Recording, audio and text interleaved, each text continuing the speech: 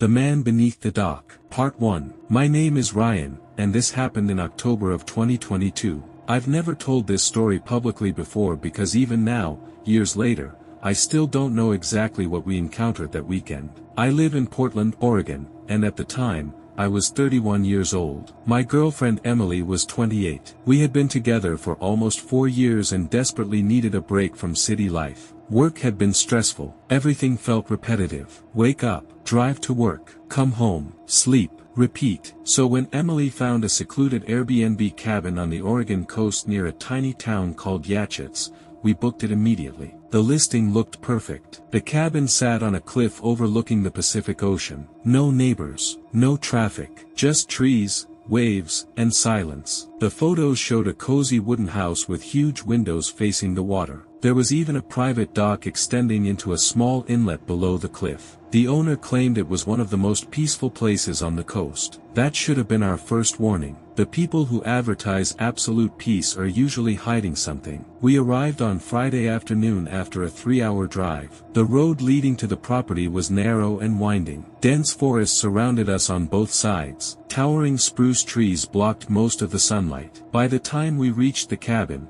it felt like we had entered another world. Emily loved it immediately. "It's beautiful," she said. And honestly, she was right. The place looked incredible. Gray weathered wood, large stone chimney, massive windows overlooking crashing waves. Everything appeared exactly like the pictures, maybe even better. We unpacked our bags and spent the evening exploring. The private dock caught my attention. A steep wooden staircase descended from the cliff down to the water. The dock itself stretched about 30 feet into a narrow inlet surrounded by rock walls. The ocean surged beneath it. Dark water slammed against the supports. The entire structure groaned whenever waves hit. Something about it made me uncomfortable. I couldn't explain why. The dock wasn't damaged. It wasn't unsafe. It just felt wrong, like it didn't belong there. Emily laughed when I mentioned it. "You watch too many horror movies." Maybe she was right. That night we cooked dinner and watched the sunset disappear into a wall of fog. The ocean became invisible. Only the sound remained.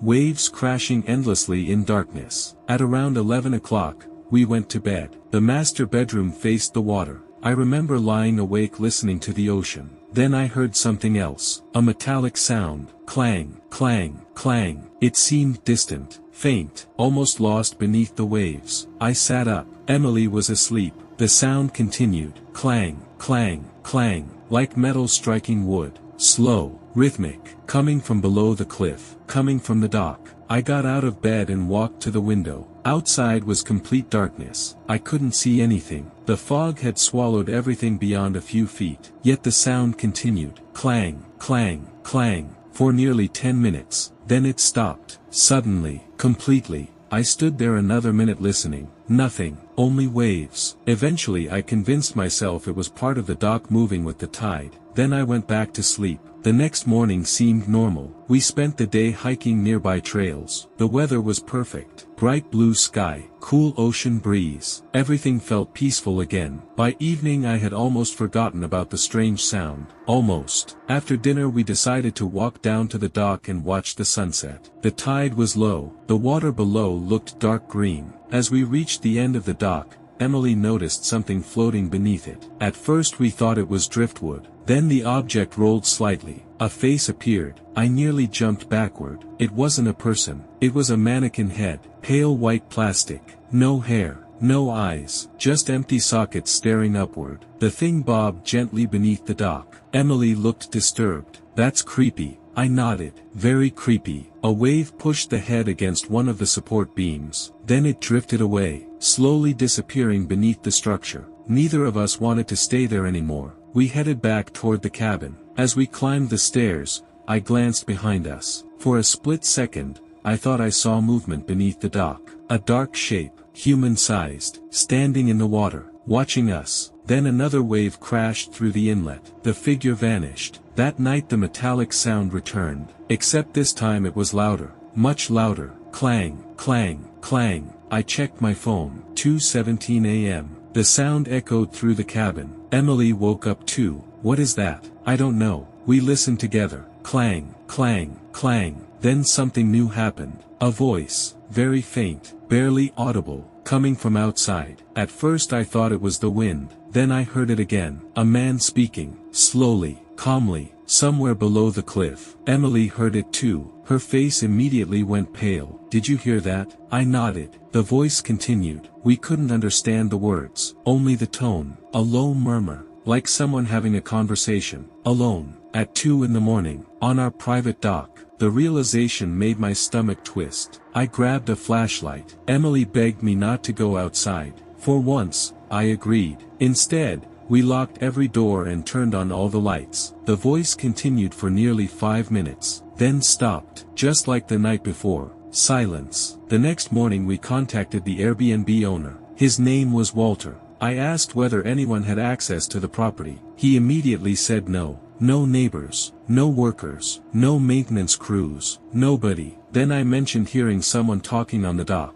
The phone became quiet, very quiet. Finally Walter spoke. "You shouldn't go down there after dark." The statement caught me off guard. "What? The dock?" His voice sounded tense. "Stay away from it at night." I waited for an explanation. None came. Instead, he quickly changed the subject. Asked whether the cabin was clean, whether the heating worked, whether we needed anything. The conversation ended a minute later. Emily and I stared at each other. Neither of us liked what we just heard. That afternoon thick fog rolled in from the ocean. Visibility dropped dramatically. By sunset we could barely see 20 feet beyond the cabin. The world became gray and silent, almost unreal. Around 8 o'clock, while Emily showered, I stood near the kitchen window. Something moved outside. I froze. A figure, tall, thin, standing near the edge of the cliff, watching the house. My heart immediately accelerated. The figure remained motionless, just a dark silhouette inside the fog. I rushed toward the front door. By the time I stepped outside,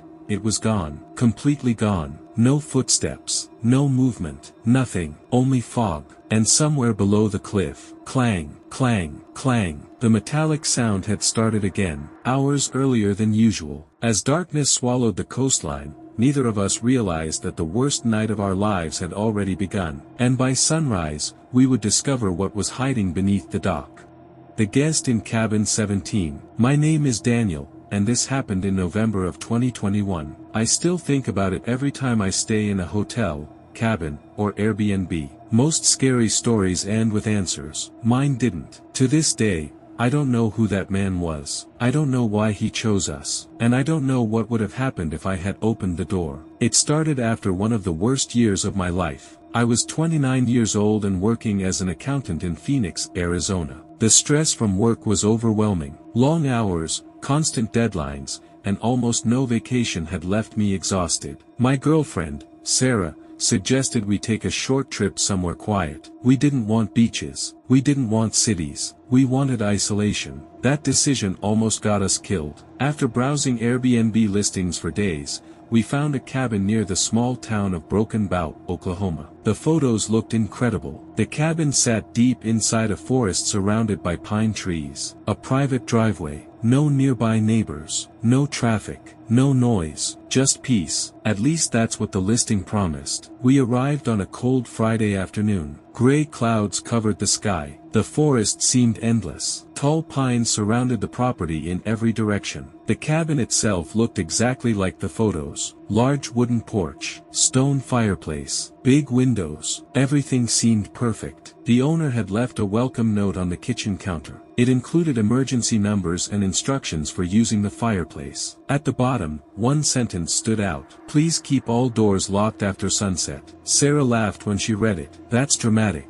I agreed. We assumed it was about bears or wildlife. Neither of us thought much about it. That evening we made dinner, watched a movie, and enjoyed the silence. No traffic, no sirens, no neighbors, just wind moving through the trees. Around midnight we went to bed. I woke up at approximately 2:43 a.m. At first I didn't know why. Then I heard it. Knocking. 3 slow knocks. Knock, knock, knock. Coming from the front door. I checked my phone. 2:43 a.m. My stomach tightened. Nobody should have been out there, especially not at that hour. The knocking came again. Knock, knock, knock.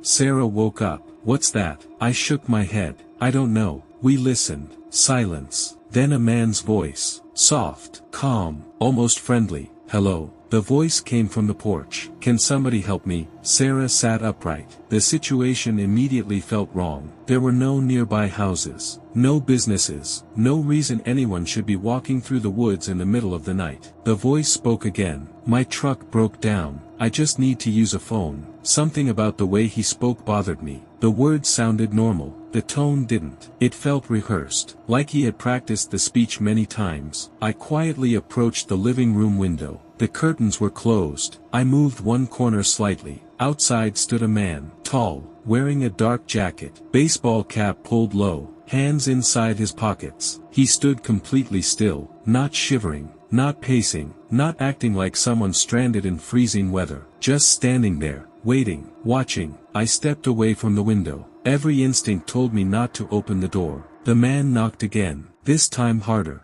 "Knock, knock, knock, please. My truck is down the road." No vehicle lights were visible anywhere. No engine noise, nothing. The entire forest remained silent. I grabbed my phone. The moment I mentioned calling the police, the knocking stopped. Completely. The voice disappeared. I checked outside again. The porch was empty. The man was gone. Just gone. No footsteps. No sounds. Nothing. We barely slept afterward. The next morning I searched around the cabin. Near the porch steps I found footprints. Large boot prints. Fresh. They led from the woods directly to our front door. Then back into the woods. There were no tire tracks. No broken down truck. Nothing. Sarah wanted to leave immediately. I wanted to believe it was just some strange local. Eventually we convinced ourselves everything was fine. That decision was a mistake. The second day passed normally. We visited Broken Bow Lake, had lunch in town, explored hiking trails. Everything felt ordinary.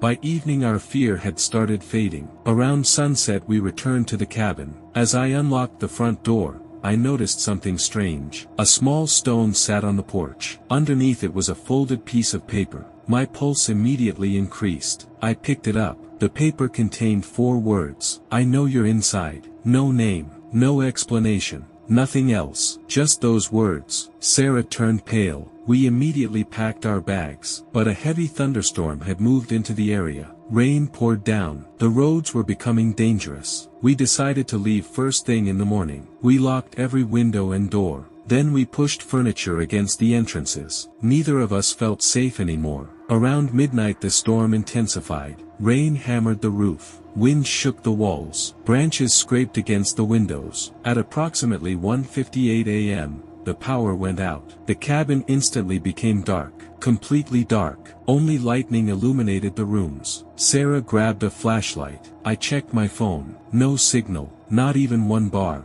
Then came the sound. A slow creaking noise. From the back porch. Creak, creak, creak. Like someone walking slowly across old wooden boards. The sound continued for several seconds. Then stopped. Lightning flashed. For an instant, I saw a figure standing outside the kitchen window. A man. Motionless. Watching. Then darkness returned. Sarah saw him too. Neither of us spoke. We didn't need to. We both knew someone was outside. A minute later came another sound. This time from the roof. Heavy footsteps. Thump, thump, thump. Walking above us. Slowly. Deliberately. The realization terrified me. Someone had climbed onto the cabin. I grabbed the fireplace poker. It wasn't much of a weapon, but it was all I had. The footsteps moved toward the center of the roof. Then stopped. Complete silence followed. 5 minutes passed. 10. Nothing happened. Eventually I started thinking maybe whoever it was had left. Then we heard scratching, directly above our bedroom.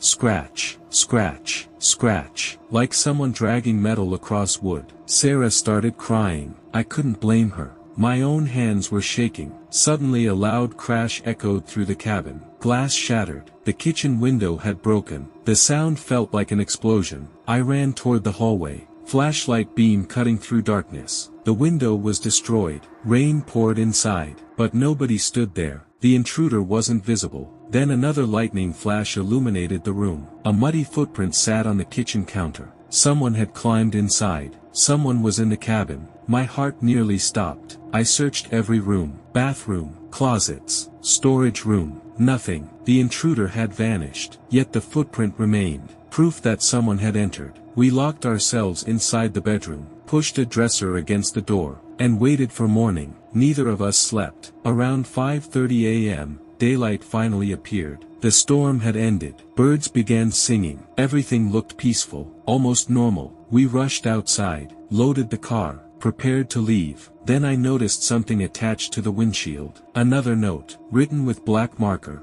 It read, "You should not have looked through the curtain." My blood ran cold. The note confirmed something horrifying. The man had seen me watching him the first night, which meant he had been watching us the entire time. Maybe for hours, maybe longer. We got into the car immediately. I started the engine. Sarah looked toward the tree line. Then she froze. "Daniel." I followed her gaze. About 50 yards away stood a man. Dark jacket, baseball cap, same height, same build. He stood between two pine trees, perfectly still, watching us. Even from that distance, I felt his eyes on us. Neither of us moved. For several seconds we simply stared at him. Then he slowly raised one hand, and waved. Not aggressively, not threateningly, just a calm, casual wave, as if saying goodbye. I slammed the accelerator. The tires spun on wet gravel before catching traction. We sped down the driveway without looking back. Halfway to town, my phone finally regained signal. We called the sheriff's office. Deputies checked the property later that day. They found footprints, the broken window, the notes, but they never found the man.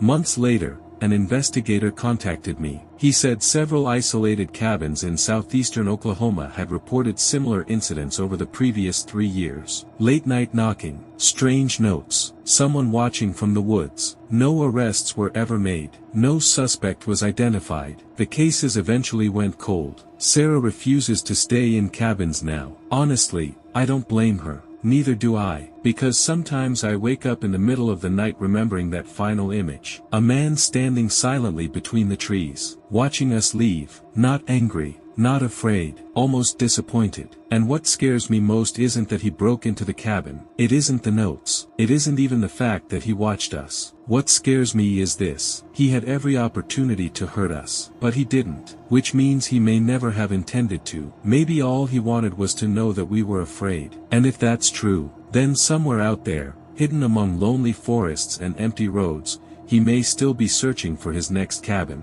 still knocking, still watching, still waiting for someone to look through the curtain. The last rental on Pine Hollow Road. My name is Tyler, and this happened in October of 2020. I've told this story only a handful of times, and every person who heard it asked the same question: why didn't you call the police immediately? The truth is simple. At first, I didn't realize I was in danger. By the time I did, it was already too late. Back then, I was 33 years old and working remotely for a software company in Seattle. The pandemic had left me feeling trapped inside my apartment for months. My girlfriend, Megan, felt the same way. We wanted somewhere quiet, somewhere isolated, somewhere far away from people. So we rented an Airbnb cabin outside a tiny town called Sandpoint, Idaho. The listing looked perfect. The cabin sat beside a narrow lake surrounded by pine forests. The nearest neighbor was supposedly over 2 miles away. The photos showed calm water, a private dock, and a beautiful wooden cabin hidden among trees. It looked peaceful. It looked safe. It looked like exactly what we needed. We arrived on a Thursday afternoon. The drive there was beautiful. Endless forests, empty roads, mountains in the distance. As sunset approached, we finally reached Pine Hollow Road. The road itself looked abandoned. Cracked pavement, overgrown weeds, no streetlights, no houses, just trees. The cabin stood at the very end of the road. Everything appeared normal. At first, the owner had left instructions inside: Wi-Fi password, emergency contacts, checkout procedures. Nothing unusual, except one handwritten note. It wasn't part of the printed welcome package. It was scribbled on a yellow sticky note attached to the refrigerator. It said, "Please keep curtains closed after dark." No explanation, no reason, just that. Megan laughed. I laughed too. We assumed it was because wildlife sometimes approached the cabin. Maybe bears, maybe deer. We didn't think much about it. That first evening was wonderful. We grilled burgers, sat by the lake, watched the sunset. Everything felt peaceful. For the first time in months, I felt relaxed. At around 11 p.m., we went inside. The forest outside became completely dark. Not city dark, real dark.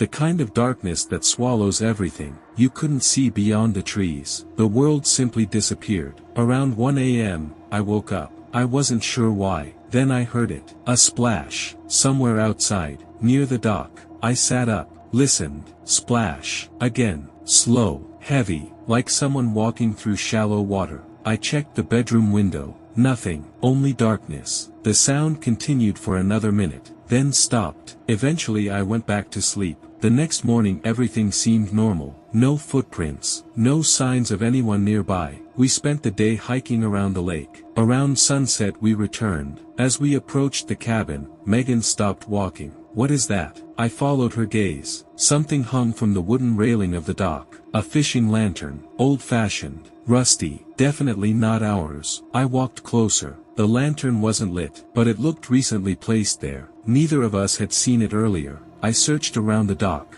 Nobody was nearby. No boats. No vehicles. Nothing. The lake remained completely silent. I brought the lantern back to the cabin. Maybe another guest had forgotten it. Maybe it drifted from somewhere. I don't know. But later that night we learned it wasn't random. At approximately 2:14 a.m., the lantern lit itself. A pale yellow glow appeared outside. I noticed it through the bedroom window. The lantern sat on the dock, burning. My stomach immediately tightened. I knew for a fact it hadn't been lit earlier. Megan woke up and saw it too. Neither of us spoke. The light swayed gently in the darkness. Back and forth. Back and forth. Then another light appeared. Farther out on the lake. A second lantern. Floating. The sight instantly felt wrong. A few seconds later, a third light appeared. Then a fourth. Then a fifth. Small lanterns drifting silently across the black water. No boats. No voices. Just lights. Moving slowly. Toward the dock. Megan whispered, "What are those?" I had no answer. We watched for nearly 10 minutes. The lanterns continued drifting closer. Eventually fog rolled across the lake. One by one, the lights disappeared inside it. Gone. The next morning we found something strange. Wet footprints. Human footprints. Leading from the dock toward the forest. Bare feet. Large. Adult-sized. The footprints ended abruptly at the tree line. As if whoever made them had simply vanished. That should have convinced us to leave. Instead, we stayed. Big mistake. The third night was when everything changed. Rain began shortly after sunset. Heavy rain. The kind that turns forests into black walls of moving shadows. Around 9 p.m., someone knocked on the door. 3 slow knocks. Knock, knock, knock. Megan and I looked at each other. Nobody should have been there. Not in that weather. Not on that road. The knocking came again. Knock, knock, knock. I approached the window. Pulled back the curtain slightly. Nobody. The porch was empty. Rain poured down. Trees swayed violently, but no person stood outside. Then another knock came, this time from the back door. Megan nearly screamed. I grabbed a flashlight, checked the back porch. Empty. Completely empty. The knocking continued. Front door, back door, front door, back door. Always 3 knocks. Always slow. Always deliberate. But every time I checked, nobody was there. Eventually it stopped. Around midnight the rain finally eased. We locked every door and went to bed. At 3:03 a.m., I woke to a sound directly beneath the bedroom floor. A thump, then another. Thump, thump. Something was underneath the cabin, moving. The sound traveled slowly from one side of the house to the other.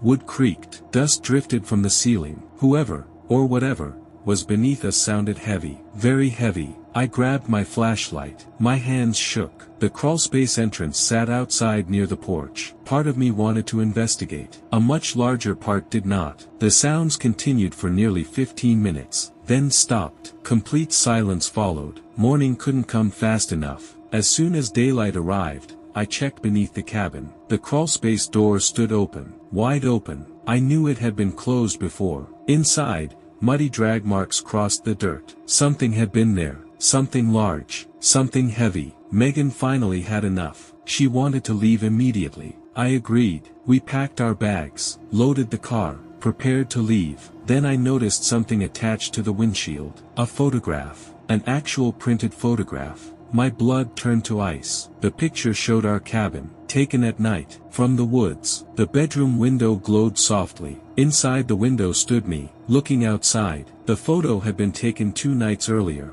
Someone had been watching us, close enough to photograph us. Without us knowing, neither of us spoke. We simply got in the car. I started the engine. Nothing happened. The battery was dead. Completely dead. Panic hit immediately. The vehicle had worked perfectly the day before. I opened the hood. The battery cables had been removed. Not damaged. Removed. Deliberately. Someone had tampered with the car during the night. That realization terrified me more than anything else. This wasn't random. Someone wanted us stranded. Megan locked herself inside the cabin while I reattached the cables. It took 15 minutes. The longest 15 minutes of my life. Every second felt wrong. Every shadow felt alive. The forest seemed to be watching. Finally the engine started. We were ready to leave. Then Megan pointed toward the lake. A man stood on the dock. Tall, thin, wearing a dark raincoat, his face hidden beneath a hood, motionless, watching us. The distance made it impossible to see his features. Yet somehow I knew he was staring directly at us. I got into the driver's seat, locked the doors, prepared to leave. The man slowly raised one arm, then pointed toward the cabin, not at us, at the cabin.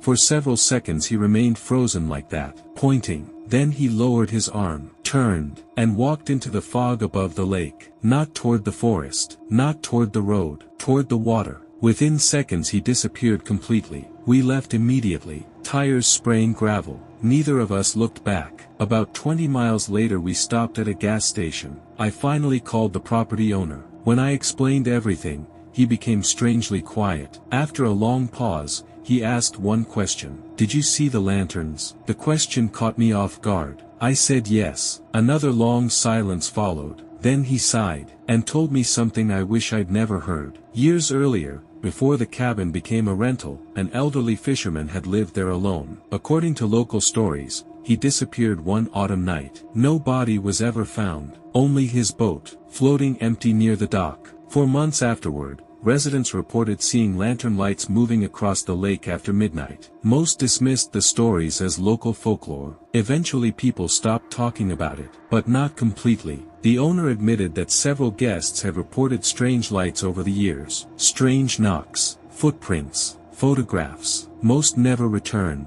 Neither did we. A month later I searched online. The Airbnb listing was gone, completely removed. I never learned why. Maybe the owner took it down. Maybe something else happened. I don't know, but sometimes I still think about that final moment. The man standing on the dock, pointing toward the cabin, almost as if he was trying to warn us. Or maybe trying to show us something. Something hidden inside. Something we never found. And honestly, I don't know which possibility scares me more. Because if he wasn't the danger, then what exactly was living underneath that cabin?